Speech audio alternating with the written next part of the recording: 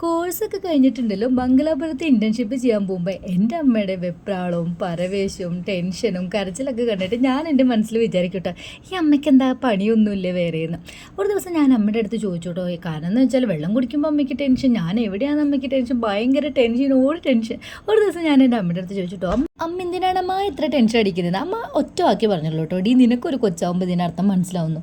ശരിയോടെ ഇപ്പം ഞാൻ ശരിക്കും മനസ്സിലാക്കുന്നുണ്ട് കേട്ടോ, അമ്മ പറയാത്ത ഉത്തരം ഇപ്പം എനിക്ക് ശരിക്കും കിട്ടുന്നുണ്ട് കേട്ടോ.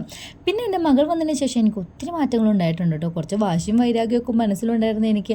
ആരോടും വാശിയും ഇല്ല, വൈരാഗ്യവും ഇല്ല. പിന്നെ ഉണ്ടല്ലോ, പണ്ടൊക്കെ നീ എന്നെ ഒരടി എൻ്റെ ചെകിടത്തേക്ക് അടിക്കുകയാണെങ്കിൽ ഞാൻ രണ്ടടി അവൻ്റെ ചെകിടത്തോ അവളുടെ ചെകിടത്തോ കൊടുത്തിരിക്കും കേട്ടോ. പക്ഷേ ഇപ്പം നീ എൻ്റെ ഒരു ചെകിടത്തടിച്ച് അടുത്ത ചെവിടും കൂടി കാണിച്ചു കൊടുക്കുന്ന നില ഞാൻ എത്തിയിരിക്കുന്നു. എൻ്റെ മാറ്റം ഭയങ്കര എന്നെ അത്ഭുതപ്പെടുത്തിയിരിക്കുന്നു ഗൈസ്, ശരിക്കും കേട്ടോ.